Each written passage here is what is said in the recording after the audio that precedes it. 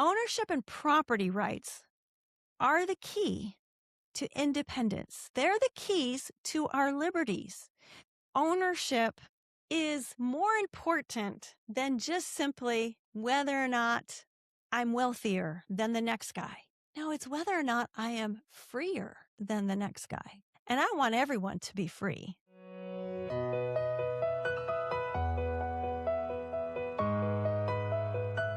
Welcome to the Bankless by Design podcast, where we rethink money, ditch the system, and rediscover what it means to truly thrive well. I'm Tricia Miller, mom of 7, financial coach, and founder of ThriveWell. Around here, we believe wealth is more than numbers. It's about freedom, stewardship, and building a legacy that lasts. If you're ready to challenge the norm and take back control of your financial life, you're in the right place. Welcome to the Bankless by Design podcast. My name is Tricia Miller, and today I will be your host. We're going to be continuing with our Becoming Your Own Banker series, and we're going to be touching on the product of life insurance for a banking system. But we're also going to be talking about the importance of ownership, and I really want to focus on that today because I think it's something that we don't consider enough. We're going to start on the right-hand column of page 21 in Nelson's book, Becoming Your Own Banker. And today we're going to look at the product of life insurance. What is it that we're using? What is this tool? And so Nelson begins by saying, in creating any product, it all begins with engineering. The automobile you drive started out being lines on a piece of paper. If the production workers don't do what the engineers designed, you won't have an automobile. But they did. And your car rolls off the assembly line. Suppose that I get the next one and it is identical to yours. Same color, equipment, features, etc. They are identical in every way. Can you safely predict that they will both perform identically? Of course not. Because you and I know someone that can get 200 to 300,000 miles out of a car with no trouble. But we both know some people that can't get 50,000 miles out of their car before it's worn out. How you drive the car and care for it is far more important than anything else. So keep this in mind, he says, as we look further at the life insurance product, because clearly how you use it matters. In fact, that is the most important feature. The life insurance contract is designed in such a way that it is going to do what it's going to do. How one person treats that life insurance policy compared to another can make all the difference. So he goes on to say that the engineers in life insurance are known as actuaries.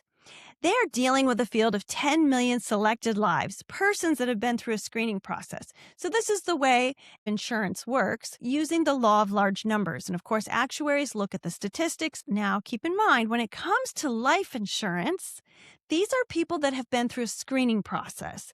So all life insurance is medically and financially underwritten. That means anyone who's participating in one of these whole life insurance products has had to be screened. They've gone through a blood and urine exam. They have had lots of questions asked. They've had their medical records looked at. They've had their financial records looked at. All of these things are part of the process. So you can know that when you are an owner in one of these contracts, you're essentially in business with people who are relatively healthy. They can't get insurance if they're not. And they are also financially stable. But perhaps one of the most intangible things is that people who are buying whole life insurance are necessarily people who care about their families. They care about the ones that they love, and they're diligent. They're planners. They're thinking ahead. So this is a great group of people to participate with in your banking system. Okay. He goes on to say they're working with a theoretical lifespan of 100 years. And I will just add here briefly that has changed in the United States. It is now 120 years because we are living longer. Then they turn their information over to the rate makers who determine what the company is going to have to charge its clients in order to be able to pay the death claims and make the whole system work over a long period of time. Now, one of the complaints against whole life is that it's so expensive compared to term insurance. And yes, it is more costly. And think about the difference here for just a moment. When you get car insurance, they are insuring against a potential risk that you might get in a car wreck. And they know the statistics of how many people are likely to and how many are not. Or if you have homeowners insurance, we're going to have insurance against a potential risk of fire, let's say, or hurricane or tornado or damages from those sorts of things. It isn't going to happen to everyone. But with life insurance, it is a certain risk. And in fact, even when I say it's a certain risk, then is it even a risk? It's a certainty. So they have to have enough premium coming in to pay the people at the home office, to keep the lights on, to pay those death claims, and they have to have enough money to put it to work in order to do so. Still, you're never going to pay more premium than you're going to get out of the death benefit when you participate in a whole life insurance contract. Okay. Nelson goes on to say, then the whole matter is turned over to lawyers who make legal and binding contracts that are to be offered to potential buyers through a sales force. It's the glue that holds all of this together is comprised of the administrative folks. The contract is unilateral. That is, the company promises to do certain things if you meet the standard of acceptability. In other words, you meet the health requirements, you meet the financial requirements, and you make premium payments. So, a unilateral contract, you have one obligation. Once you've met that acceptability, you've been approved by the life insurance company, you have one obligation, and that is to pay a premium. Wake up and pay a premium. That's it. That's your side of the contract. Now, the other side of the contract is they have made promises to you. They have made promises and guarantees that they're going to pay a death claim should you pass away, and they're going to give that to your beneficiaries. Now, in order to do so, they have to put that money to work because, as I mentioned before, you will never pay as much premium as they will pay out in death claims. Therefore, they have to make those dollars, those premium dollars, work hard and grow by investing in other things. Also want you to notice that it says that they make legal and binding contracts. These are private contracts.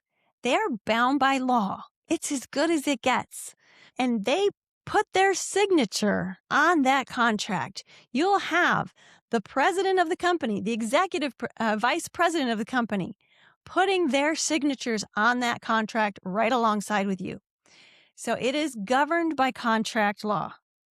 Now, you have all of these administrative folks working to make sure that they can keep up with their promises that they've made. So they're the ones doing the heavy lifting. They're bearing the risk of making sure that they can pay the death claim. This is not even an if. This is a when you pass away, because when we're talking about whole life, we're not talking about, oh, sorry, the policy expired. You've paid all of this money. We're off the hook. That's not the way it works with whole life. It is a policy designed to cover you for your whole life. If you turn 100, die the next day, you're going to have a death benefit no matter when you die. And that day is coming for all of us. This contract will pay a death claim. Now, Nelson goes on to say, read the contract and it will tell you very plainly that you are the owner of the contract, not the company. Now, this is a little different idea than what we are typically accustomed to. Typically, when we do business with a company, we see ourselves as a customer. They are the owner of the business, and we are the customer. And they provide a service, we receive some kind of benefit. Well, it's a little different in this case because we are the owner in the contract, and with a mutual company, we're actually part owner in the company, which is why we get to experience the dividends when they're profitable. So this ownership is really important. He says the owner is the most important character in the scene. To make the plan work, the owner must make payments into it, and the company, the hired help, must put the money to work, just as I mentioned, in order to produce the benefits that are promised. Those with the investment responsibility will do so in a number of ways. In financial instruments that are fairly conservative, bonds, mortgages, prime mortgages, by the way. Look at the investment portfolio of a number of life insurance companies and you'll see what I mean. Okay. They do a lot of real estate development as well as, I mentioned, bonds and prime mortgages. But upon reading the contract or the policy, you will find it plainly stated that the owner outranks every potential borrower in access to the money that must be lent. And what he can borrow is 100% of his equity in the contract. So let's just think of a situation with ownership, being the owner versus being a renter for a minute. The owner can set the rules. The renter has to obey the rules. The owner has a stake in the property, right? The owner has a desire to maintain that property because it is their investment. So they want to make sure that the house doesn't fall apart, that things don't fall down and his investment be depleted, right? If the owner wants to get the best price for his property, the owner is going to not only maintain it, the owner might spruce up, put in a new kitchen, paint the outside, make it aesthetically pleasing, but also you want to have a sound foundation. You care about your property. A renter may or may not care. We've all heard the horror stories of bad tenants. We all know this because there's so many of us that don't want to get into owning property that is going to be rented out to someone else for fear of that very circumstance. And the reason that happens is because the renter doesn't really have a stake in it, right? It's not their investment. They don't have the responsibility for it either. It's temporary to them. And so they're more mobile. They're bound by the rules of the owner, but they may or may not keep them, depending on what the stakes are. Renting also does not create any kind of equity, right? That's one of the big complaints. You're paying rent. You're essentially renting the roof over your head for a temporary measure for a price. But you don't have any buildup of economic value in that property. You pay for that month, you stop paying, you have to move because the amount you're paying is just for the place of shelter for that month. So you have no accumulation there. As opposed to the owner who has the investment, who cares about the property, who has a lot more long-term view of that property, and who is accumulating some equity in that property and is going to be able to have some value come out of that property in the end when they sell it. So that is their investment that they care about. They've put money into it. They expect to get money out of it. And the reason I bring all of this up is ownership and property rights are the key to independence. They're the keys to our liberties. So perhaps you have heard that back in 2016, the World Economic Forum announced that we will own nothing and be happy.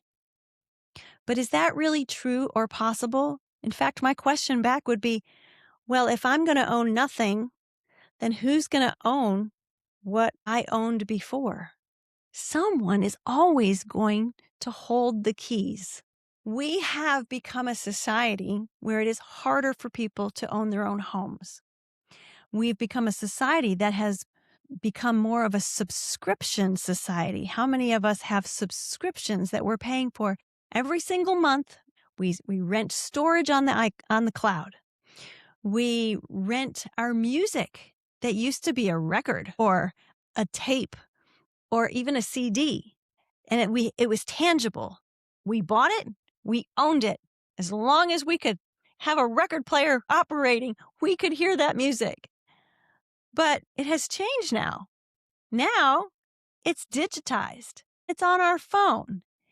And if we stop paying the subscription, the music stops. So we have become a nation of renters. And I just want to explain to you that ownership is more important than just simply whether or not I'm wealthier than the next guy. No, it's whether or not I am freer than the next guy. And I want everyone to be free. So hear me in that. I think we should promote ownership all the way around. We should promote property rights. Private property rights is our best guarantee of freedom. And in fact, if you consider Micah 4:4, this is a picture of heaven on earth. But they shall sit every man under his vine and under his fig tree, and no one shall make them afraid, for the mouth of the Lord of hosts has spoken. How good is that? Do you hear that? When you are sitting underneath your own vine and under your own fig tree, that's ownership. It's yours. No one can take it away from you. You have control. You have access. It is your private property. Then no one will make you afraid. You don't have to fear.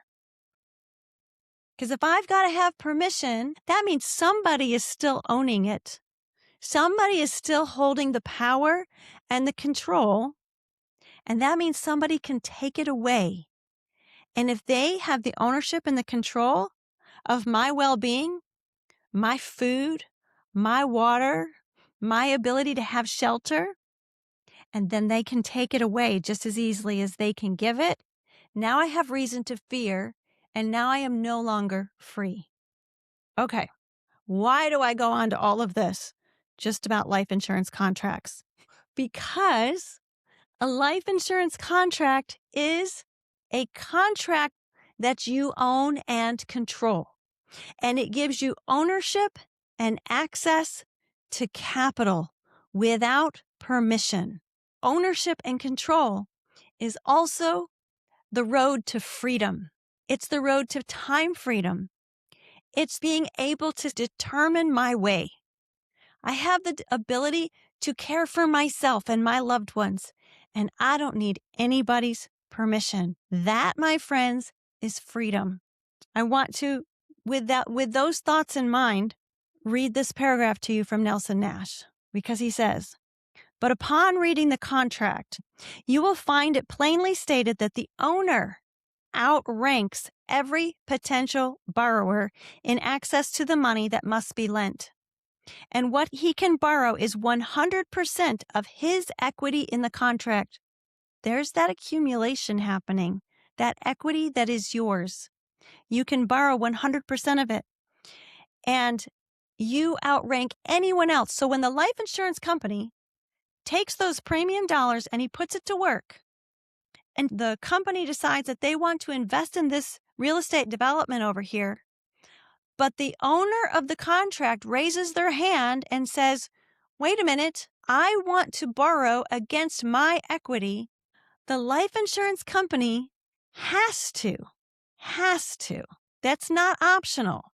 Find a way to get those funds into the hands of the owner.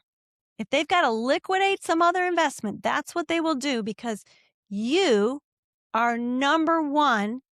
You have the right to demand that you take that loan. You're not asking permission. You're not the customer. You're the owner. So you decide how much you want based on what you have out of equity that you actually own, only what's yours, not more than what's yours. But you can decide how much that's going to be, what you're going to spend it on, where you want them to put it, which bank account should they send it to. There's no questions asked. You're the boss. You're the one in charge of that contract. Nobody can tell you. Nobody can grill you with questions. It's private. It's not on your FICO score. It doesn't harm you. It doesn't come against you. And what he can borrow is 100% of the equity in the contract, the amount that the company can lend at any one time. If this is true, which it is, then what this amounts to is absolute control. over the investment function of the company as it relates to the owner's policy. Again, to your own. In essence, money can be lent to the other places only if the owner of the policy does not exercise his option to use the money and pay interest instead. As a result of the foregoing, there is an ever-increasing pool of money, and from time to time, an insured person dies. It doesn't happen very often, but when it does, the company pays the beneficiary from the pool of money, and the cost of doing so is allocated amongst the policy owners on an equitable basis because you are all in partnership together. You're a mutual owner of this mutual life insurance company. They're going to receive the premiums. They're going to put it to work. They're going to make that money grow. Then also the expenses have to be equitably paid for. And then you as the owner will also receive the profits. But all throughout that process, you as the owner have the right to access that capital that is yours. I'm going to skip down a little bit. At the end of the year, the directors that actually run the company call the accountants in and ask them, how did we do this year on John Doe's policy in comparison with the assumptions that were made by the actuaries and the rate makers in designing it? We must digress at this point, Nelson says. We must remember that an actuary is a kind of engineer and that all engineers overbuild everything they design. If he doesn't do so, he won't be an engineer for very long. He says, I think about this every time he gets in the cockpit of an airplane. I have never seen an instrument panel that does not include an airspeed indicator with a red mark somewhere on the face of it. It is telling you, don't go past this point or the airplane will come apart on you, resulting in a rapid loss of control and imminent death to all occupants. Or something to that effect. But Nelson says that is not true. It won't come apart until the airspeed is some 20 to 30% greater than the red mark. The engineers have put a fudge factor into the equation. But if you operate the airplane just beyond that red line on a regular basis, you are putting stresses on the wings that are cumulative in their effects, and one of these days, you are going to reap the rewards of your actions. It won't be a pretty sight. In other words, along with all the wonderful benefits of ownership, absolute control, and freedom, you also have responsibility. So, the owner of that home has a responsibility to care for that home. The owner of that car has a responsibility to put oil in the car, to take care of the maintenance, to make sure the tires are changed, to not be putting the pedal to the metal, constantly driving it into the ground without caring for it. No, we also must be responsible. So let's get real practical with this for a minute. So if you only pay the minimums on your life insurance contract, it's okay. It'll survive. It won't lapse, but it's not going to be the engine it was built to be. It's not going to give you what you were hoping it was going to give you in the beginning because your behavior is what made the difference. Now, if you only pay the minimums and you constantly borrow against the policy, redlining the thing, taking it down to zero, and never paying any loan payments back and letting interest compound in the wrong direction, you could get yourself into trouble. Eventually, that kind of behavior over time, as Nelson said, those effects are cumulative. And one of these days, you're going to reap the rewards of your actions. And that policy is going to get in trouble. It's not because the policy and the life insurance company wasn't doing what they said that they would do. It's the behavior of the owner. So, powerful, powerful thing in our hands. This contract can do amazing things to build and generate wealth and growth and bring freedom. But it also comes with responsibility. Furthermore, the policy is engineered to become more efficient every year, no matter what happens. That is, if the owner does what is called for with paying the premium, loan repayments plus interest, and so forth. And the reason that it is engineered to get better and better every single year, no matter what, is because the cash value, one of the guarantees in the contract, that cash value is guaranteed to ultimately reach the face amount of the policy by age 100. It's now age 120. But if you look at one of these illustrations, you will see, look all the way down, age 120, the cash value will equal the death benefit. So the way that we design these policies for the infinite banking concept to create that exponential curve is that we are going to continually add paid up additions to the policy. It's going to increase the death benefit. The death benefit is constantly rising, but the cash value must also then rise at an even faster pace to meet that death benefit by age 120. This is how it is engineered. It is designed with that guarantee. Not too many people, Nelson says, are familiar with the concept of getting better no matter what. Think about that for a minute. What else do you have that gets better no matter what? What about any other financial instrument that you have? Does it always get better no matter what? Your stock portfolio? Does it always get better no matter what? Your 401k? No matter what? No, we're not accustomed to that. We're accustomed to having gains and losses, volatility. Sometimes we're taking steps forward, sometimes we're taking steps backwards, and we have a loss. That is not the case with these contracts. They get better and better every year. They get more and more efficient. The growth becomes exponential. That's why we have an exponential curve. And he says, so let's look at the airplane world for help, because this is something that does get better and better in this analogy. Imagine that we are going to make a very long flight in a Boeing 747. So we load it with all the fuel that it will hold. This makes it capable of flying about 10,000 miles. By the time we fly 8,000 miles, the airplane will now be able to do things that we would never attempt at takeoff. This is because we have burned up an enormous quantity of fuel, and the airplane weighs that much less. But the engines are capable of producing as much power as they did when we took off. Therefore, every mile that we fly, the airplane will get more efficient, and you can't do anything about it. It gets better no matter what. Well, the same is true with this life insurance contract. It will only get better no matter what. Now, it is a unilateral contract that requires you paying your premium. But when you do what you're required to do, this contract will do what it is designed to do. Constantly better. You're going to put in a premium, and you're going to have an increase in that cash value.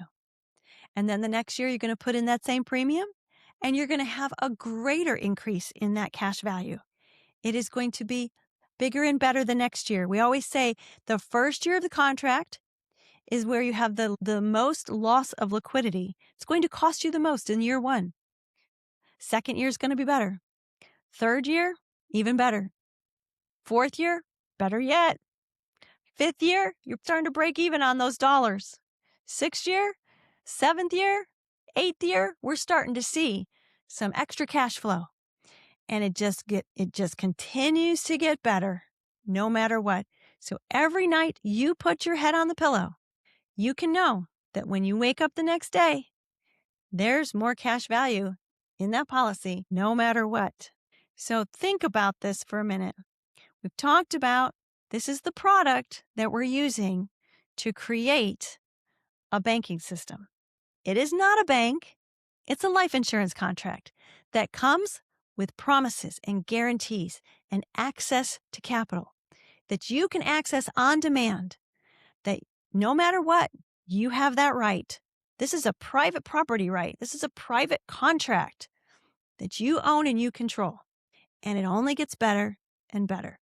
The only thing you got to do is control your behavior and be responsible.